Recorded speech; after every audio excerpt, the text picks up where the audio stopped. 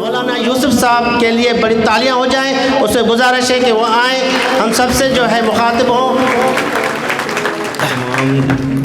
جو یہاں پر محترم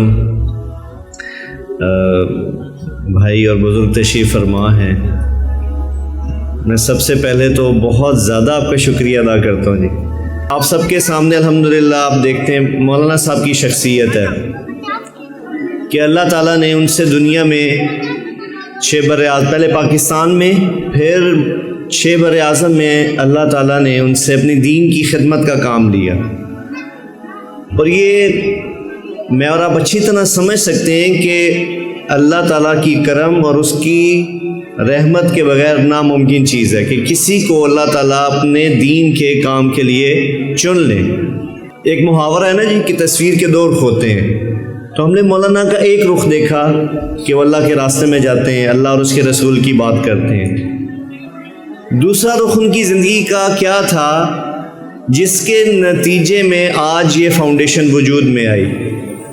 وہ کیا کہ جب اللہ نے مولانا صاحب کو شہرت دی, لوگ ان کو پہچاننے لگے, تو آپ کو یہ شاید لگے, آپ نے شاید سنا ہو کہ یہ فاؤنڈیشن 3 سال پہلے بنی ہے, لیکن مولانا صاحب نے لوگوں کے ساتھ ہمدردی, ان کے ساتھ تعاون, ان کی مشکلوں میں ان کے کام آنا, یہ کام آج سے 40 سال پہلے ہی انہوں نے شروع کر دیا تھا. جیسے ہی ان کو شہرت ملی دین کے اعتبار سے, تو انہوں نے جو بھی اس وقت ان کے پاس کوئی اپنی ضرورت لے کر آتا تھا, اپنی پریشانی لے کر آتا تھا, اور مولانا صاحب کے بس میں ہوتا تھا کہ وہ اس کی پریشانی دور کر سکیں, تو فوراً اس شخص کے ساتھ تعاون میں لگ جاتے تھے. تو ہمیں یوں لگتا ہے کہ مولانا نے ساری زندگی صرف بیانات کیے ہیں, تبلیغ کا کام کیا ہے اور بس, جبکہ ایسا نہیں ہے. جب وہ گھر آتے تھے, واپس آتے تھے, اور جو ہی کوئی ضرورت مند ان کے سامنے آتا تھا تو ان کی پریشانی شروع ہو جاتی تھی. آج یہ ادارہ جو بنا ہے, یہ اس کے پیچھے مولانا صاحب کی ذاتی محنت ہے. 40 سال انہوں نے اکیلے اس کام کو نبھایا. انشاءاللہ اس فاؤنڈیشن کا جو فائدہ ہے وہ بھی پاکستان کے اندر اسی طرح پھیلے گا جس طرح مولانا کی آواز پھیلی ہے. اور آپ کے سامنے میں انشاءاللہ ایک اور ارادہ کر کے جا رہا ہوں کہ انشاءاللہ ہم نے جنوبی پنجاب میں بھی وہاں تقریب میں نے عرض کیا تھا, آپ کے سامنے بھی کروں گا کہ ہمارا اور ہماری فاؤنڈیشن کا ارادہ ہے کہ انشاءاللہ اس وقت تک ہم نہیں بیٹھیں گے جب تک پاکستان میں جتنے بھی گھر سیلاب سے متاثر ہوئے ہیں جب تک وہ دوبارہ نہیں بن جاتے۔ تو انشاءاللہ ہماری یہ فاؤنڈیشن کا نظریہ ہے، ارادہ ہے، ویژن ہے کہ ہم اپنے تمام پاکستانی بھائی جو وسائل کے اعتبار سے، ضروریات کے اعتبار سے تنگ دستی سے زندگی گزار رہے ہیں، اس کی انشاءاللہ یہ فاؤنڈیشن مدد کرے گی۔ قائد سندھ حضرت علامہ راشد خالد محمود سمرو صاحب کی خدمت میں انتہائی ادب و احترام سے گزارش کرتا ہوں کہ وہ تشریف لائیں اور اپنا بیان فرمائیں۔ لائق صد تکریم، لائق صد احترام برادر عزیز حضرت مولانا یوسف جمیل صاحب دامت برکاتہم العالیہ، حضرات اکابر علماء اکرام، MTJ فاؤنڈیشن کے ممبران، سیلاب متاثر علاقوں سے آئے ہوئے میرے عزیز بھائیوں، یقیناً آج میں اپنے لیے سعادت سمجھ رہا ہوں کہ اس مبارک محفل کا حصہ ہوں۔ حضرت مولانا طارق جمیل صاحب دامت برکاتہم العالیہ یقیناً جو عالم اسلام کے چمکتے دمکتے ستارے ہیں، ان کی خدمات میں ایک خدمت کا یہ اضافہ ہوا کہ انہوں نے اس فاؤنڈیشن کا قیام کر کے حقیقی معنوں میں مجبور، متاثر اور بے گھر لوگوں کی داد رسی کے لیے عملی طور پر اپنا کردار ادا کیا۔ آنے والے سیلاب نے اس علاقے سے سندھ کو ڈبویا، آغاز اس علاقے سے ہوا۔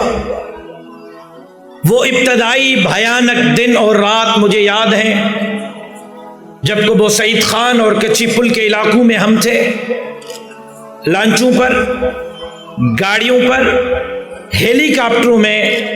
قبو سعید خان تحصیل ہیڈ کوارٹر ہے، گھروں کے چھتوں سے پانی گزر رہا تھا، 12 فٹ 13 فٹ 14 فٹ پانی تھا، اور حضرت وہاں اس علاقے میں ہمیں حکومتی مشینری نظر نہ آئی، لیکن 13 فٹ پانی میں بھی غریبوں کی داد رسی کرتے ہوئے کوئی نظر آیا تو مولوی اور مدرسے سے وابستہ فرد نظر آیا۔ اور آج میں یہ بات ذمہ داری سے کہہ سکتا ہوں کہ کچی پل ہو، قبو سعید خان ہو، گڑی خیرو ہو، یا ان کے متاثرین شہداد کوٹ میں ہو، ایک ایک دن میں جو مولویوں نے یہاں دسترخانہ لگایا، 10 ہزار افراد علماء کے دسترخوان پر روزانہ بیٹھ کر یہاں کھانا کھاتے تھے۔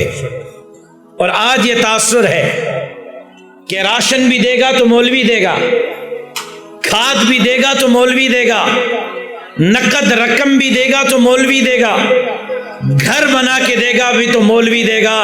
تو میں آج MTJ کے اس بابرکت پروگرام سے یہاں کے متاثرین کو یہ دعوت بھی دے رہا ہوں کہ اپنے بچوں اور بچیوں کو عالم بنائیں، تاکہ وہ آپ کی رہبری اور رہنمائی کے ساتھ ساتھ آپ کے معاشی مسائل میں اسی طرح کردار ادا کریں جس طرح MTJ کردار ادا کر رہا ہے۔ 1,60,00,000 افراد سندھ میں سیلاب سے متاثر ہوئے، 1,60,00,000 افراد۔ 30 اضلاع میں سے 21 اضلاع متاثر ہوئے اور 73 تحصیلیں متاثر ہوئی، 73، اور تقریباً 700 کے قریب اموات ہوئی۔ میں خود آئی وٹنس، چشمدید گواہ ہوں کہ روڈ پر خیمے میں بیٹھی ہوئی خواتین نے بچوں کو جنم دیا، روڈوں پر، ہاسپٹل تک وہ نہیں پہنچ سکی۔ میں خود چشمدید گواہ ہوں کہ اسی قبو سعید خان سے آگے کچی پل کے قریب جب ایک बूढ़ी अम्मा 70 और 80 साल की थी और चारपाई यूं रखी हुई थी, सिर्फ चारपाई, और उसके नीचे बैठी थी। न उसको खेमा था, न उसको चादर थी, न उसको किसी और ज़रूरत ज़िंदगी का कोई सामान मुयस्सर था। जब मैंने उस बूढ़ी अम्मा से पूछा कि अम्मा क्या हाल है, उसके आंखों से जैसे सैलाब बहना शुरू हुआ हो। मुझे उसने कहा कि 3 दिन हुए हैं बेटा, मैं 3 दिन से फाका कशी पे हूँ और मैंने खाना नहीं खाया। जिस अंदाज में एमटेजे फाउंडेशन ने यहाँ सर्वे किया, लाइक तहसीन है। मुझे जब साथियों ने बताया, मुझे हैरानगी हुई कि हमने कोटेशन 3 लाख का बनाया था और हमने 9.5 करोड़ रुपए 3-3 लाख फी घर के हिसाब से दिए। आपके एमटेजे की इस रहबरी और रहनुमाई से शायद हमें फ़ायदा उठाना चाहिए कि अगर 9 करोड़ में हम 300 घर बना सकते हैं तो फिर लो कास्ट पर आकर हम 9 करोड़ में 600 घर भी बना सकते हैं। तो यकीनन लायके तहसीन है आपका पूरा। और फिर मुझे बतलाया गया, साथियों ने मुझे बताया कि एक एक घर पर खुद गए हैं। ये नहीं देखा कि ये देवबंदी है, ये बरेलवी है, ये शिया है, ये मुक़ल्लिद है, ये मुस्लिम है, ये हिंदू है, ये किस जमात से, किस मजहब से, किस मसलक से ताल्लुक रखता है। हाँ, घर गिरा है, वाकई घर की ज़रूरत है, उसको घर बना कर दिया है। मैं समझता हूँ कि पाकिस्तान के तारीख़ में ऐसी मिसाल, ऐसी नज़ीर नहीं मिलती जो मिसाल और नज़ीर उलमा इकराम ने और बिलखुसूस इन फलाही इदारों ने कायम की है।